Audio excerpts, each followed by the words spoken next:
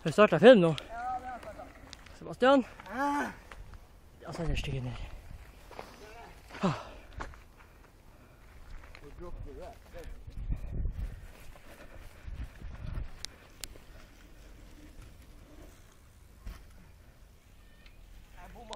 Ja, jeg så det. Jeg prøver å sette meg her. Det blir bra. Mer fart! Hopp som faen. Kom an, trø! En gang til. Hopp mer.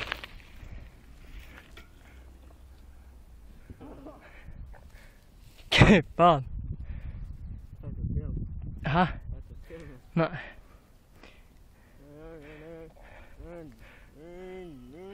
Søtt. Bare ta trø hele veien! Trø nå!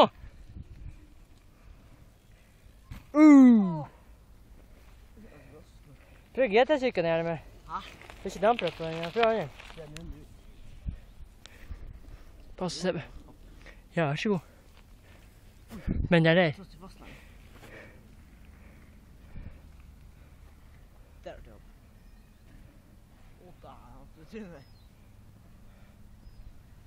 Det er det. Hæ? Det er det nesten.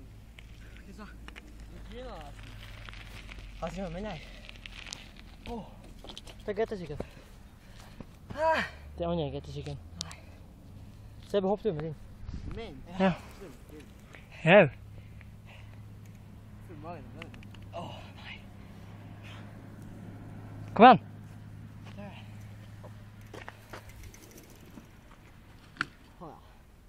Skal vi liksom ikke ligge i veien?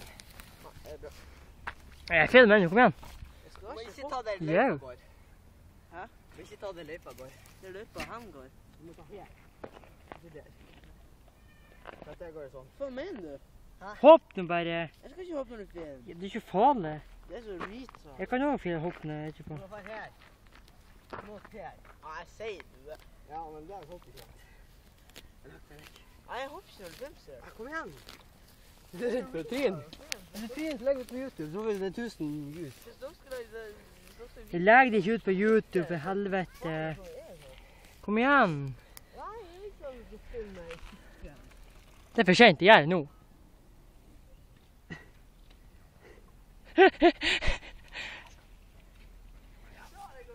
Det skal på YouTube. Ja, bare prøv en gang flere ganger. Skal ikke legge det ut på YouTube. Neida. Det skal ikke på YouTube. Det skal ikke på Facebook heller. God idé. Skal ikke vise den heller. Hæ?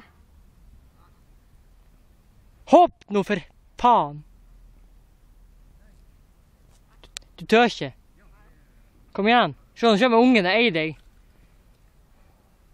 Kom igjen, fart nå, hopp nå. Faen, det ble edd av ungen. Hva er Vetle? Hva var Vetle satt her i stad? Han Vetle sa han er flink eller sånn, så du, ja, jeg vet ikke hva du sa. Du sykler opp hit. Skolen. Vi kan bytte sykkel. Hopp! Seriøst? Du er reg det? Ja, da skulle du ha filmen, så får vi først se han opp. Ja, skru da.